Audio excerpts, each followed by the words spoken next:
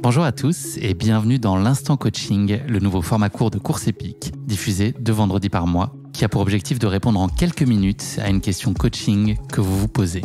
À mes côtés, pour partager cet instant, Laurence Klein, championne d'Europe et vice-championne du monde du 100 km, championne de France de trail en individuel et championne du monde par équipe, ou encore triple vainqueur du Marathon des Sables. Vous l'aurez compris, vous êtes entre de très bonnes mains. Et nous, entre de très bonnes oreilles. Bonne écoute. Bonjour à tous, bienvenue dans ce nouveau format l'Instant Coaching. C'est notre deuxième épisode. Je suis encore aujourd'hui avec Laurence Klein. J'ai ce plaisir puisque Laurence co-anime ce format avec moi. Comment ça va, Laurence ? Très bien. Tu es en forme ? Eh bien, comme d'habitude, toujours en forme. Fidèle à toi-même, c'est toujours un plaisir en tout cas. On va donc aujourd'hui répondre à pas mal de questions, enfin en tout cas une question en particulier que vous êtes amené à vous poser sur le coaching. Donc l'idée, c'est d'y apporter des réponses par l'intermédiaire de ce format Instant Coaching. Si vous avez des questions à nous poser, des interrogations sur votre pratique, vous pouvez me l'envoyer donc sur le compte Instagram courseepique.podcast. Vous m'envoyez ça en message privé et vous pouvez également communiquer tout ça et suivre l'actualité de Laurence sur ses réseaux sociaux, notamment Instagram, Laurence_Klein. Donc n'hésitez pas, on l'a dit dans les épisodes précédents, il n'y a pas de mauvaises questions, donc on sera ravis de répondre à vos interrogations et puis Laurence vous donnera les meilleurs conseils pour progresser, vous développer et puis continuer à prendre du plaisir. C'est évidemment l'objectif principal de cette pratique sportive. J'ai une question aujourd'hui qui a été posée par Camille. Laurence, vaste sujet. Comment planifier sa saison ? Donc voilà, on va essayer un peu de poser les grands piliers.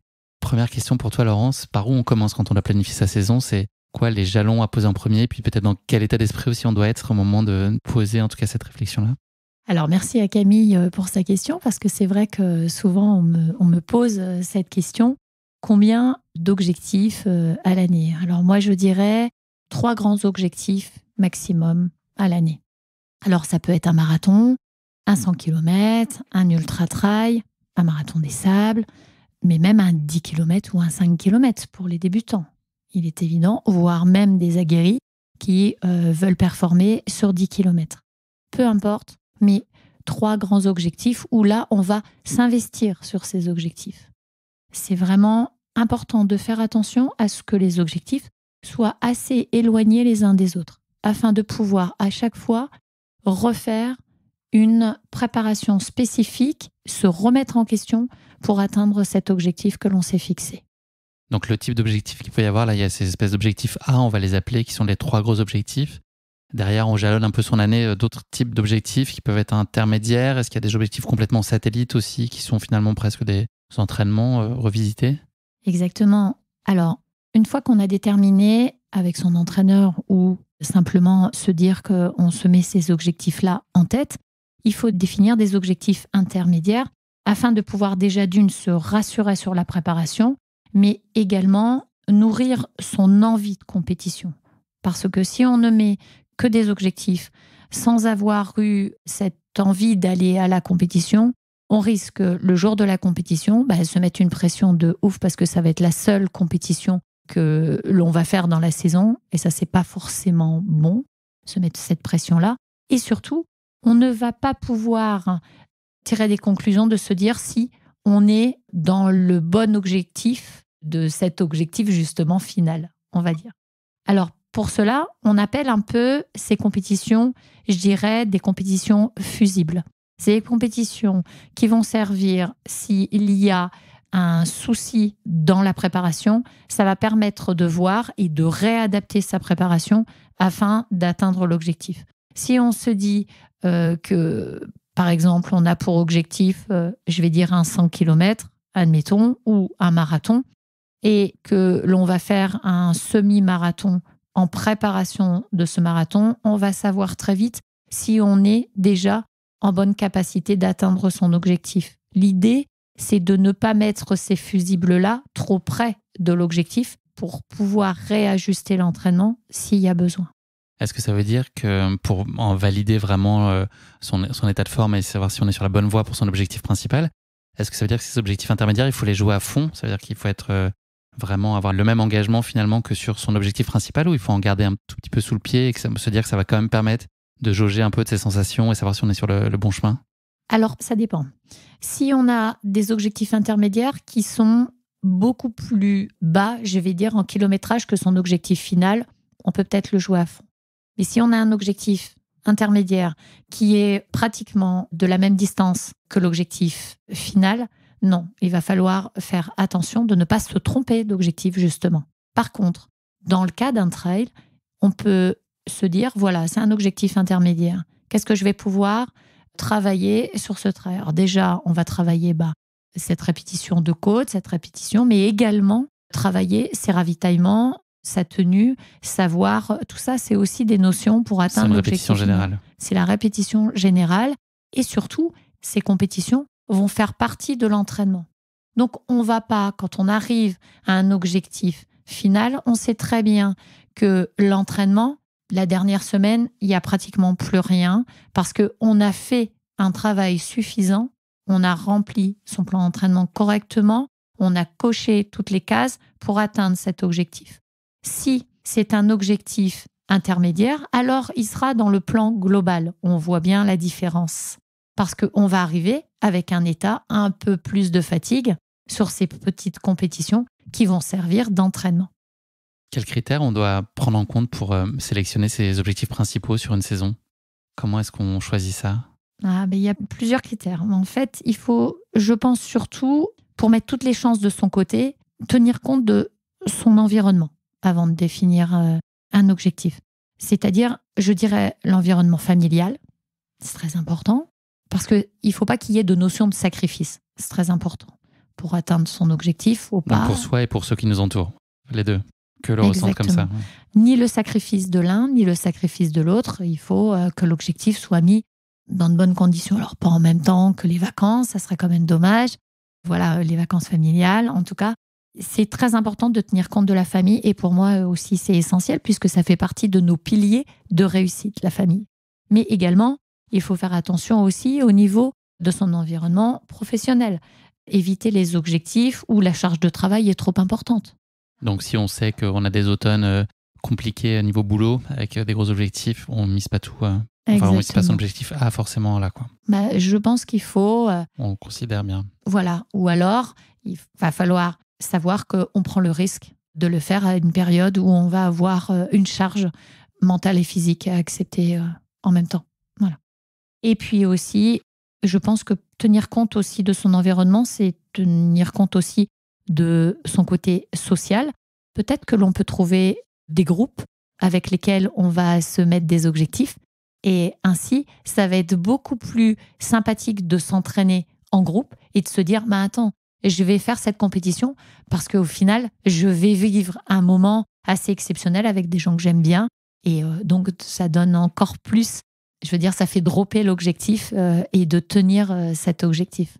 Comme on voit plus ses copains en plus, puisqu'on passe notre vie à s'entraîner, ça permet d'avoir quand même une connexion sociale. Exactement. Donc, c'est très important. Très important aussi, c'est de communiquer avec son entraîneur si on en a un ou de communiquer avec son entourage pour qu'on soit en phase avec l'objectif.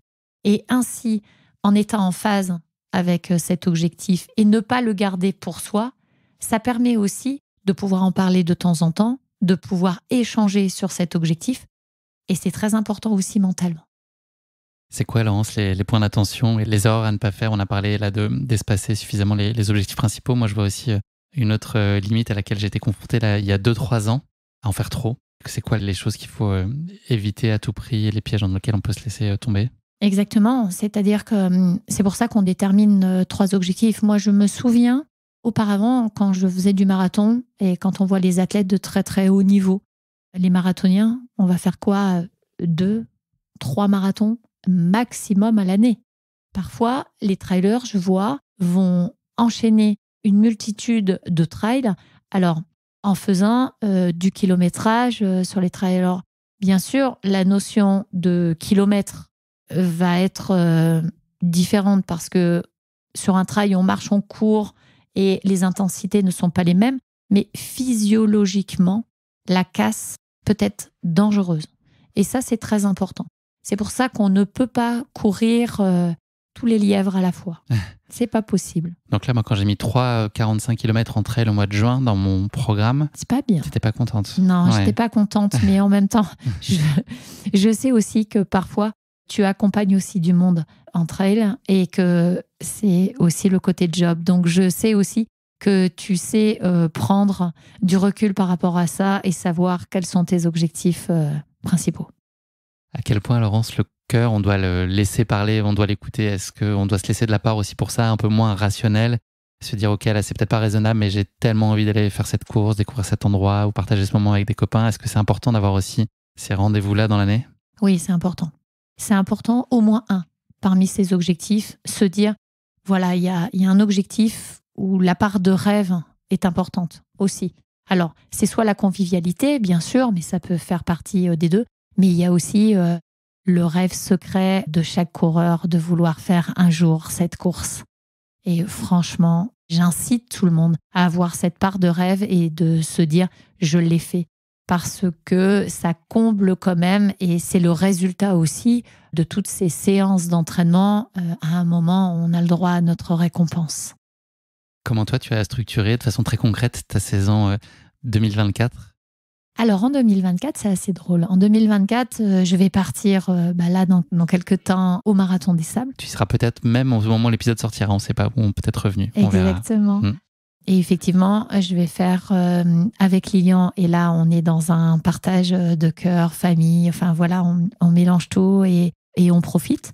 Lilian, donc, qui est ton fils, pour nos auditeurs qui n'ont pas écouté le premier épisode. Exactement, donc mon fils de 28 ans, qui va faire avec moi ce Marathon des Sables, donc 250 km à travers le désert en 6 étapes en autosuffisance pour relater le Marathon des Sables.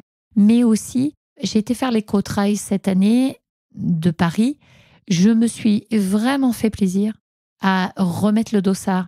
Et c'est pour ça que j'insiste sur le fait que les compétitions intermédiaires sont importantes parce qu'il y a le côté où on se fait plaisir et on se dit en fait, c'est vraiment bien la compétition. Il ne faut pas que je pense qu'à mon objectif, juste un seul objectif. Cette compétition intermédiaire permet de pouvoir nourrir aussi ses envies de mettre le dossard et d'aller chercher une compétition. Donc effectivement, il va y avoir la notion de reprise d'entraînement et d'objectifs pour 2024. Donc je pense que derrière le Marathon des Sables, j'aimerais bien me faire plaisir à aller refaire au moins jouer un petit peu sur le marathon. Alors à 55 ans, je suis bien consciente que je ne serai pas autant performante que mon record à 2h37.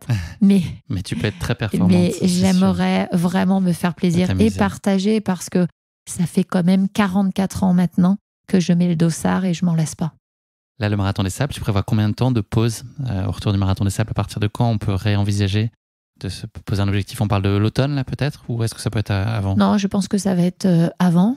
Bon, alors, j'ai la chance aussi. Alors, je vais pas faire beaucoup de kilomètres, mais j'ai la chance de porter la flamme olympique le 30 juin. Chance incroyable. Donc, c'est une vraie chance que la ville de Reims m'ait choisie. Et très honorée que la ville de Reims m'ait choisie pour ce relais de la flamme olympique. Mais je vais courir aussi le marathon pour tous. Donc, je vais me faire plaisir aussi à courir et à partager ce moment incroyable. On a la chance d'avoir les Jeux Olympiques cette année. Vraiment, en France, il faut vraiment se réjouir de ça. Cette joie. Et donc, oui, effectivement, derrière le Marathon des Sables, je pense que allez, une bonne semaine, 10 jours de repos, ça devrait repartir. J'ai une dernière question, Laurence, pour toi. Est-ce qu'il faut, en cas de contre-performance ou de déception sur un de ces objectifs, est-ce que le naturel va peut-être avoir envie de se dire qu'on replace quelque chose qui n'était pas prévu ou de recréer une autre opportunité d'atteindre son objectif, de retrouver la confiance et autres? Est-ce qu'il faut rebousculer un planning de saison qu'on a établi au regard un peu des résultats qu'on a qui pourraient être en deçà de ce qu'on a imaginé? Est-ce que ça veut dire qu'il faut tout repenser ou est-ce que ça veut dire qu'il faut construire finalement différemment la suite sur les mêmes objectifs, en tout cas faire évoluer ce qui n'a pas marché pour se donner plus de chances de réussite sur ce qu'on a déjà acté comme planning? Alors effectivement, c'est pour ça que c'est très important de planifier sa saison et d'avoir plusieurs objectifs. L'erreur, l'échec, ça ne doit pas tout bouleverser, ça ne doit pas remettre en question l'ensemble des choses, sauf si vraiment on est complètement hors du temps et qu'on s'est vraiment, on a vraiment pris un vrai échec. Mais non, il ne faut pas remettre en question, puisque chaque objectif a sa planification.